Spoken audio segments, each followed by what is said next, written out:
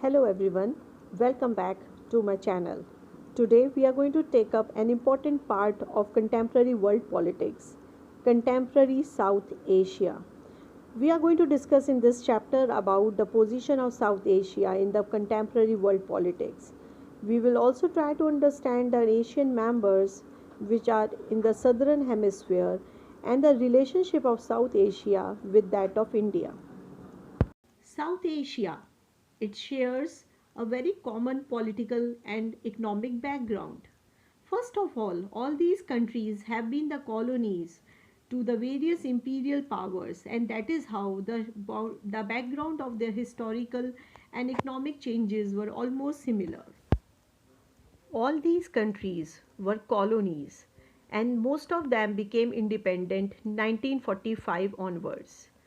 Rivalry, problems of mutual suspicion, problems of mistrust were definitely dominant in these regions.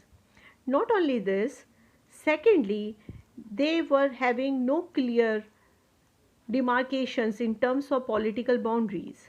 Actually, as a colony, they were being used by the British Empire and other imperial powers for their conveniences. Earlier to that, they used to be the princely states. So, there was no clear demarcation when they got independence. That resulted in a lot of border issues and border related wars. Third and most important point for you to notice is the problem of water sharing. Actually, this region has some common water river systems, which has resulted a lot of water related disputes. Not only this, this region is rich in diverse cultures and languages. To accommodate diversity had always been a challenge for these regions and nations. Not only this, the domestic politics, which is full of instabilities and issues in this region, and which had been a major cause of disruption within the nations themselves, is also an important point for all of us to understand. So, with this background, we are going to enter into the region of South Asia. There is no clear definition to South Asia, and there are no listed members to it. But to our best understanding, we have Bangladesh, Bhutan, India, Maldives, Nepal, Pakistan, and Sri Lanka as its member states. The term or the expression South Asia usually include all these nations. The mighty Himalayas in the north and the vast Indian Ocean, Arabian Sea, and the Bay of Bengal in the south.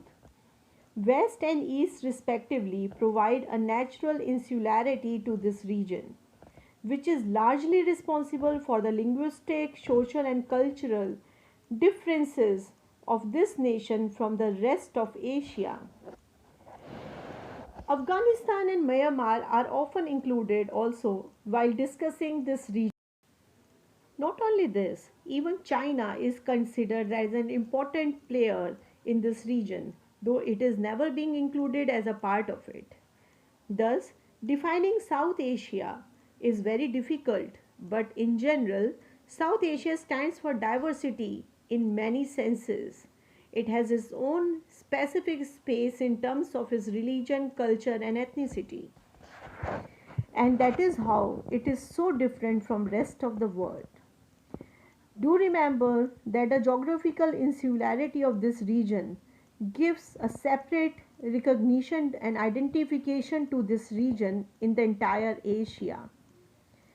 The political system of these regions or these nations had never been similar.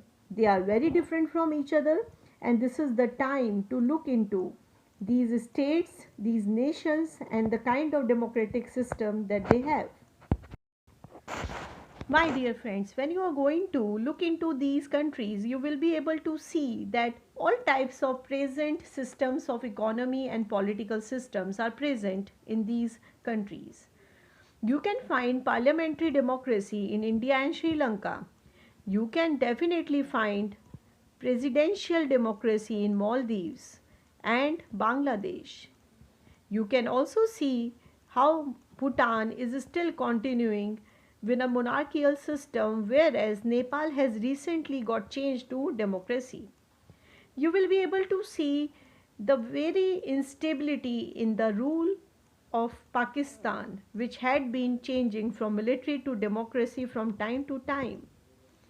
You will also be able to see that how these nations are recently emerging up with all the problems and issues that they have.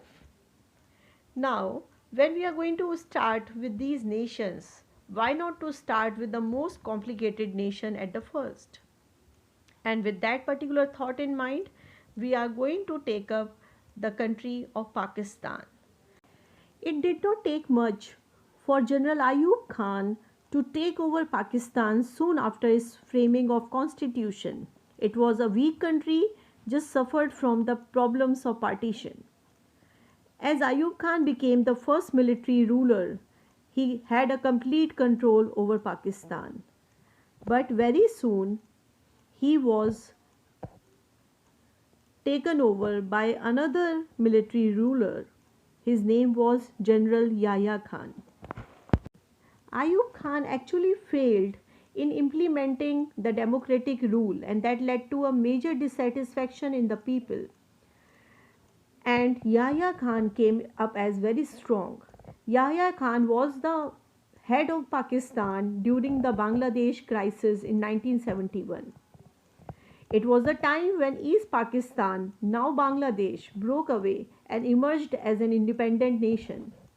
So soon after this, the elected government was established under Zulfikar Ali Bhutto. Let me tell you, Zulfikar Ali Bhutto had been the father of Benazir Bhutto. He ruled Pakistan from 1971 to 77. But Bhutto's government was very soon being overtaken by another military ruler, Zia-ul Haq. He became the new ruler of Pakistan in 1977. But during this time, the Pakistani population was already aware of the importance of democracy. The population of Pakistan was able to experience democracy under the rule of Zulfikar Ali Bhutto, and it was very difficult now to take away democracy from them. And as a result of it, finally in 1982, pro-democracy movements got started in Pakistan, and it led to the establishment of the government of Benazir Bhutto, the daughter of Zulfikar Ali Bhutto. In this period, Pakistani politics centered around competitions in between her party with other political parties. Her party's name used to be, which is still a popular party of Pakistan, was Pakistan's People's Party, PPP. And the major competition was in between its party and the Muslim League. But this phase of democracy was very short lived, and again another military ruler, Pervez Musharraf, in 1999 took over Pakistan and removed Prime Minister Nawaz Sharif. In 2001, General Musharraf got himself elected as the President of Pakistan as well, and started controlling the military and the Pakistani political system under his rule. Pakistan has again established a democratic rule under the Prime Ministership of Imran Ahmad Ali Khan. I believe we all are aware about him, as he had been one of the known and renowned player from the side of Pakistan cricket team. His political party's name is Pakistan's Tehreek-e-Insaf, and at present he is ruling as the Prime Minister of Pakistan. After understanding the various rulers of Pakistan, this is the time to look into the factors which were responsible for Pakistan's failure to establish a stable democracy. There had been major factors in this regard. The most important factors had been the social dominance of military, clergy, and the landowners. Not only this, the elected government used to be and is still found corrupt. The establishment of military and military control is one of the major reason for its failure. Other than these internal issues and factors, India's conflict with Pakistan had been a major factor for instability in Pakistan. Pakistan's political parties are not able to be strong enough to fulfill the aspirations of its people. It is generally said that these are ruled by selfish minded people for their personal gains. And because of all these issues and problems, the Pakistan's political system had never been stable. But there is an important point for us to note that Pakistan's media is a strong media, and we are hopeful that Pakistan is going to establish peace in terms of political system soon. You are looking into a cartoon of showing the dual role of Pakistan's ruler Pervez Musharraf. He was the president as well as the army chief.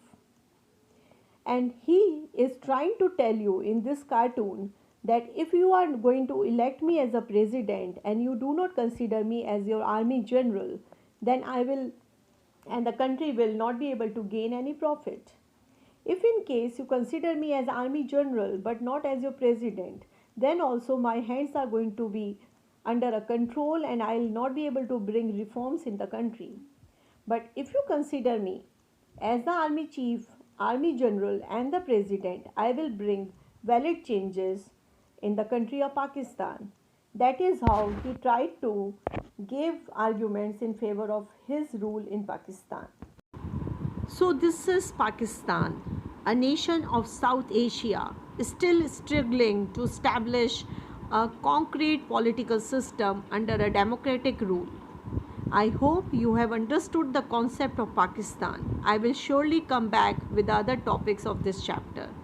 Till then, stay safe. Thank you.